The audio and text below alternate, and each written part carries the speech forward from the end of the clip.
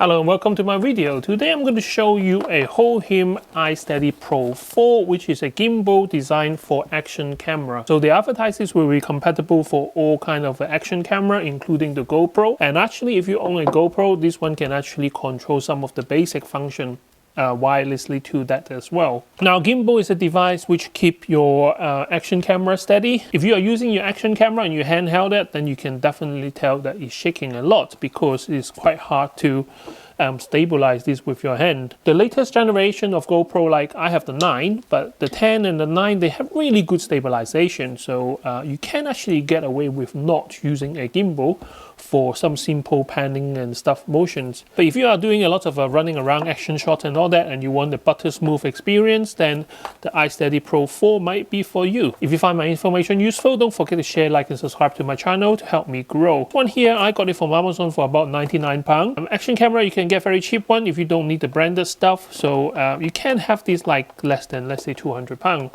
where a GoPro will be like £400 onwards for the latest model. Or if you already have a very good action camera and you don't fancy paying more to upgrade, then this might be for you. In terms of function, this is a 3-axle gimbal. What it means is it will stabilize all directions, so it's one of the best one that you can get. So it has a 14-hour battery life inside, as well as it can power up your action camera, which I personally find they are quite useful, because even the GoPro or any action camera, they usually dies within like half an hour, maybe an hour max. One thing I really want to test this out is the newer type of camera mount. In the old days, you have to like two screws into the camera mount, whereas this one looks like a plastic clip thing. So I think the company really took on feedback from myself and others who used the previous generation and improved on it. So out of the box, you got a soft case, instruction booklet, quick start menu, and the gimbal itself take out most of the space inside this. Plastic constructions, quite a nice grip to it. Size wise, it's not that big. And the mount is plastic as well. So everything is plastic apart from this metal catch right in the front. It's a 3-axle gimbal, so they can freely rotate. Alright, and none of the joints are 360. They all have a limiter to it. You got a kind of a tripod, kind of a screw mount on the side for your lighting and attachment. Some people like to have the phone on the side here. Here you got a joystick, power button, mode button, and a toggle switch, which is up and down. On the side here, you got your battery indicator, 1, 2, 3, 4 dots. On the bottom here, you got another mount. So this one is quite useful because this comes with a little stubble kind of a tripod. You screw that onto the bottom, and now you have a very nice stand for your action camera. It comes with cable, so it's a USB-C cable and also some power adapters. So this catch is kind of like extendable, so the thickness of your action camera can be accommodated without having to adjust anything. To open the catch, all you need to do is pull this metal bit to the back and flip it up, and it opens. And all you need to do is put your action camera on. It got rubber on the back here, so and then you put the catch back on. Now, because the camera is thicker than the mount, so what you do is when you do this, it automatically pull the spring up, so extend this part right here, and now it clamps the camera in.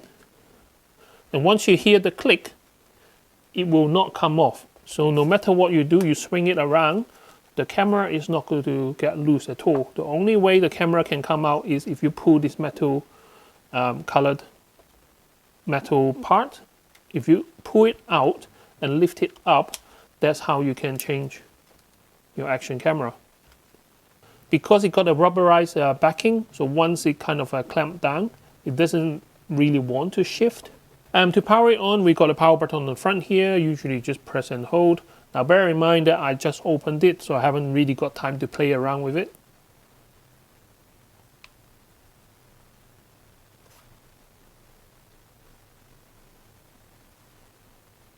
And that's it.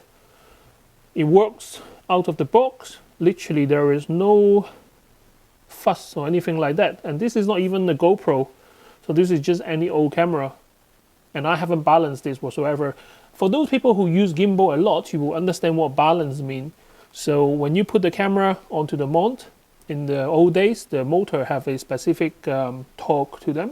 So if your camera is not to the specification of the setting, then it will vibrate and give you noise as such. But this one, so far, nothing. It just works. I mean, if this is a 4th generation iSteady, this is as much as I kind of expected. Now my GoPro is a lot bigger than this compact. Well, it's an action camera, so it shouldn't break. So my GoPro is a lot bigger and it takes up almost all the space on the mount itself. Again, this mount is really quick release, so I just need to make sure it clicks in so it doesn't fly off. That's it. And then I switch it back on.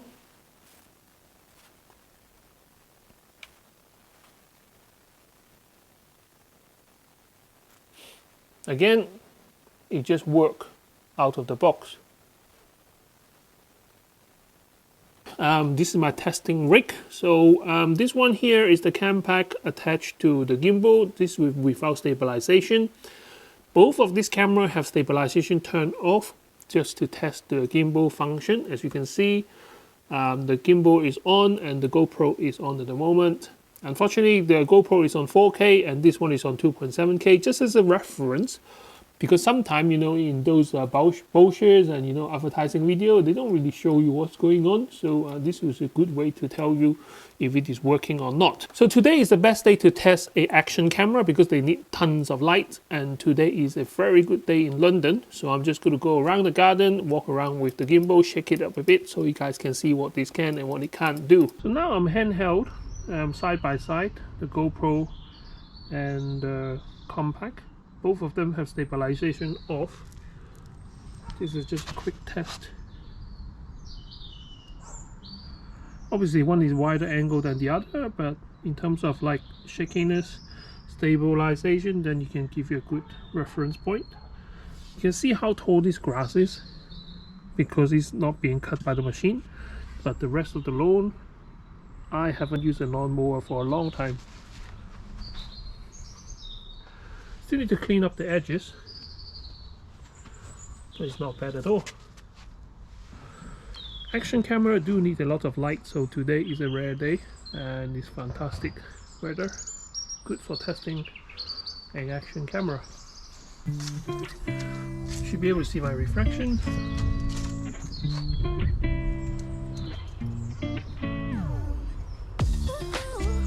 Try a different mode.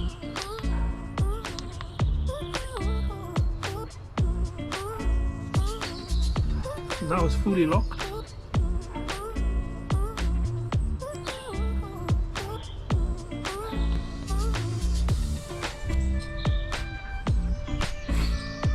Let's walk around the garden a bit.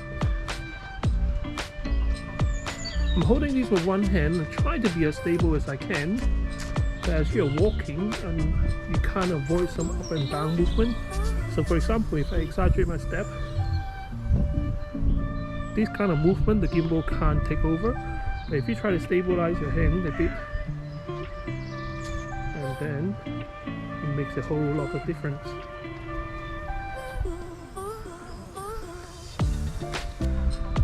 Two hands, even better.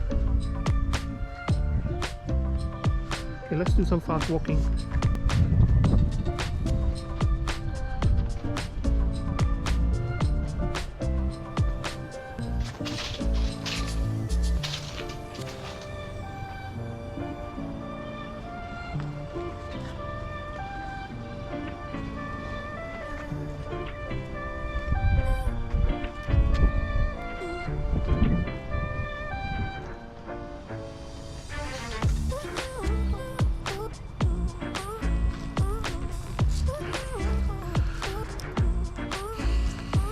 What a nice day, right?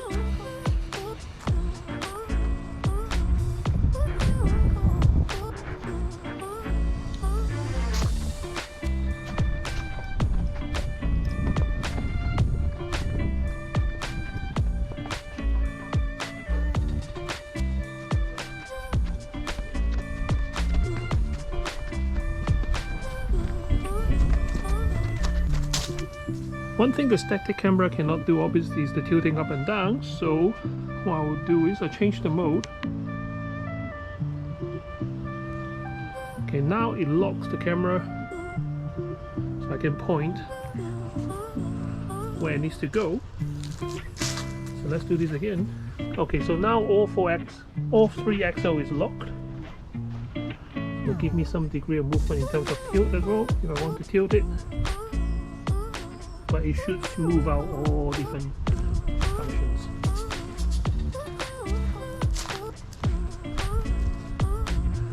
Let's do a pan and then move out.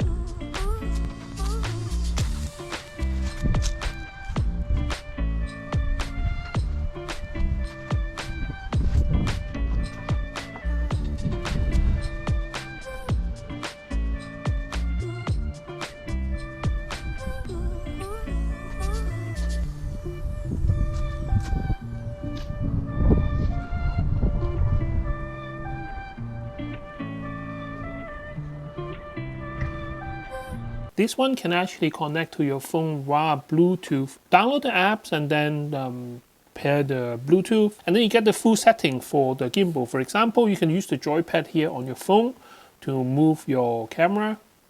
So if you want to do some nice B-roll panning shots and stuff like that, you can actually use your phone instead of moving it around. Just rest it on the table and do some interesting left and right, up and down movement. Now, because different cameras have different weight and different distribution and stuff like that, you can go into calibration or settings to change the parameters for each of the motor. So if you want more power, more roll, or if you find that like your camera is a bit too heavy for the motor, or the motor is making noise, you can always try to adjust it. But for me, out of the box, it just works. And one of the best functions that I like about gimbal is that, let's say if you want to do a motion lap. So what it means is I want this to automatically move over a period of time. So this is a perfect function for this kind of gimbal to do time-lapse motion. So what you do is you go to the motion lap function, as simple as moving the camera to the direction where you want the camera to start panning. Let's say I want it to look at my glue over there. And then you press create a waypoint. So you remember this point as a starting point. And then you move the camera to another location. Let's say you want to go look out the window. So that's my second waypoint. And then you press the plus button, and now you have 2 points. Let's create one more. Let's get back to the middle. So we move the camera back into the center, and then you add another waypoint. So that's 3 waypoints now. Go to next. So it's asking you how long do you want your motion lapse to be. At the moment, I say 30 seconds because that's what I want to show you guys. So it's quite a quick movement. And then you just press begin.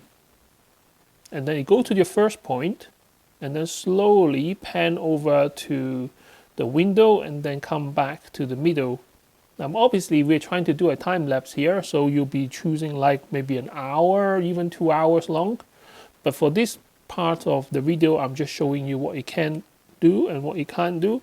So within 30 seconds, it will be looking for the glue and then the window, and then now coming back to the middle. In exactly 30 seconds, it will stop. Confirm, finish, done. So that's my time lapse done. So what this function allows you to do is do some interesting time lapse. So no longer you just leave it at the balcony and then it will do that. Actually, this is now at another level to your time lapse. So that's all I got for you today. This little gimbal. I think I missed out a few functions that I haven't tested out yet. For example, this one can pair to your GoPro and use this to actually control the function of that, which I might have to make another video. But thank you for watching. If you find my information useful, don't forget to share, like, and subscribe to my channel. Thank you very much, and see you next time. Bye-bye.